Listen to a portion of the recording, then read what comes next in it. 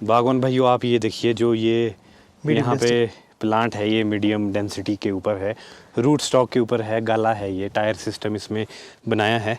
हाँ। तो मैनेजर है यहाँ पे जो विजय स्टॉक जी से, उनसे पूछते हैं कि ये कौन सा रूट स्टॉक है। तो अजय जी, जो ये रूट स्टॉक है ना, ये रूट स्टॉक है सेमी ड्वार्फ। हाँ, कौन सा? एमला 7। ये वाला एमला 7। एमला 7 हमारी मैक्सिमम जो प्लांटिंग है गालाज में मैक्सिमम एमला 7 या इंटरस्टॉक पे किया हमने। अच्छा। वो सेम प्रोसेस दोनों की है। एमला 7 पे पेड़ थोड़ा विग्रस बनता है। तो ये तो गाला का काफी अब देखो बड़ा पेड़ है। अब देखो तो लोगों की क्या है ना, लोग अभी लगा रहे हैं 111 पर लगा रहे हैं, गाला लगा रहे हैं 2-2 फीट में लगा रहे हैं, 3-3 फीट में लगा रहे हैं। लोगों को भी देखना है कि हमने करना क्या है, कैसे करना है। अब इस पर देखो प्लांट टू प्लांट डिस्टेंस इसका 10 फीट है। इसका 10 फीट है। इसका 10 फीट है। हाँ। और देखो हमने इसको मैनेज किया है इस तरीके से कि इसको ऐसा फैलाया है। हाँ।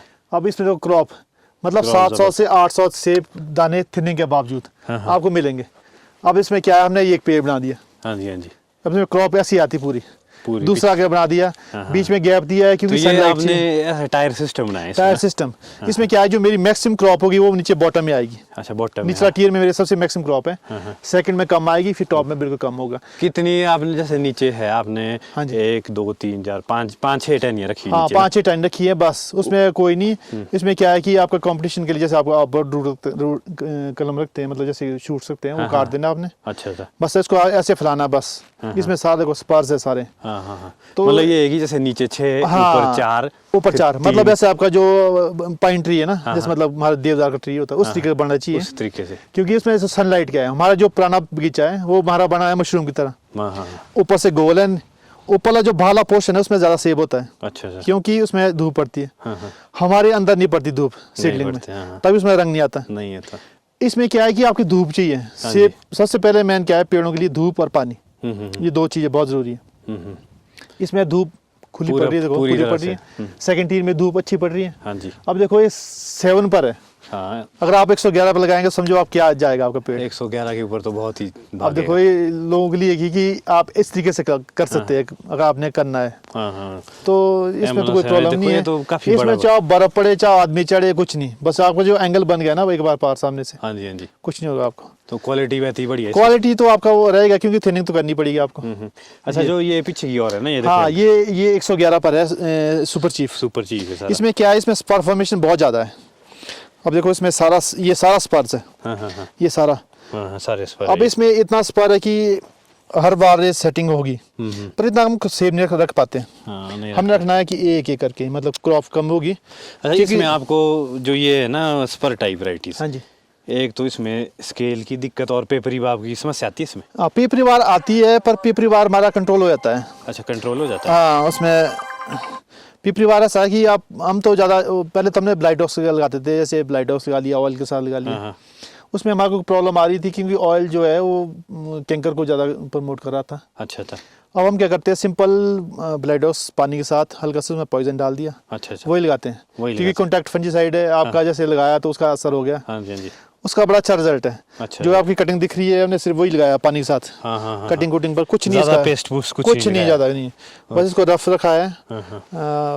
ठीक है, बाकी बगीचा ठीक चल रहा है। अच्छा, बाकी पेपरी बाग और वो ठीक हो नहीं, पेपरी बार है सना, पेपरी बार जैसे यहाँ देखो, यहाँ है पेपरी बार है, ये वाला। अब इसको जैसे इसको करेंगे ना, नीचे इसके नीचे ग्रीन है बिल्कुल, ये ग्रीन, ये कुछ नहीं है, जैसे आपका ठीक हो जाता है, हल्का थोड़ा साफ करके पेंट लगा लो, कुछ नहीं होगा, इसको ठीक हो जाता है। ये वैसा कुछ नहीं है, यहाँ भी ठीक हो गया, देखो पॉइंट बता यहाँ पर, ये भी ठीक हो गया, ये भी ठीक।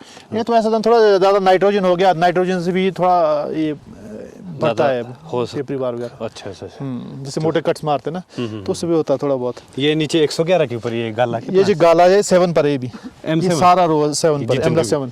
ये भी टायर सिस्टम है, ये भी सारा टायर सिस्टम, ये एमला 7 पर है सारा। ये भी काफी बड़े पेड़ है।